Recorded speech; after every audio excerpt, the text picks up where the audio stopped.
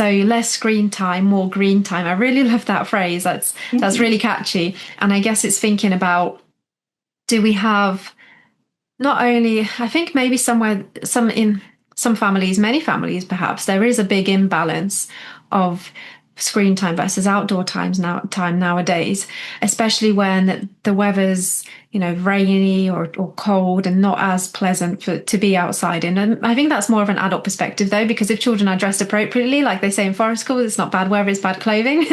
I went out for my walk and it was raining today, but it was lovely and refreshing. So I think that's more of an adult perspective, which is probably another, a big conversation in itself.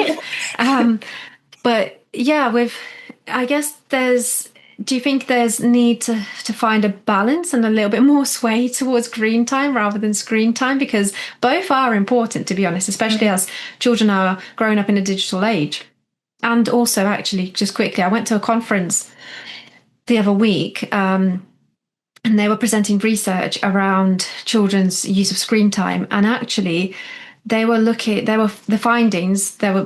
findings on children using screen time, but at least 50% of it or so was very active use of screen time. So when children were on the screen, whether they were watching TV or a smartphone or tablet or iPad, they were also moving around, not just jiggling around as they do, but they were jumping about, and especially if they were watching something on a bigger screen, and they were copying and pretending the floor is lava and all of these kinds of things. So there was so much physical development going on. So I guess it's balancing that, so we're still active with our screens, but then also, and this links to your later point as well in the article, healthy eye development as well, actually coming off the screens as well and being in nature too, having that green time.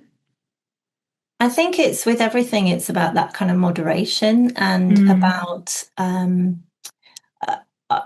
think if the reality is that children are simply not physically outdoors as much, they are missing out on all of the healthy development that being outdoors offers. You touched upon the piece I found about the myopia, which is the short-sightedness, and how, the World Health Organization is on the verge of sort of calling it an epidemic because of 2.6 billion people now globally have it. And there's a significant rise in young people, and they do seem to see there's a link between the fact that children are just not spending enough time outdoors.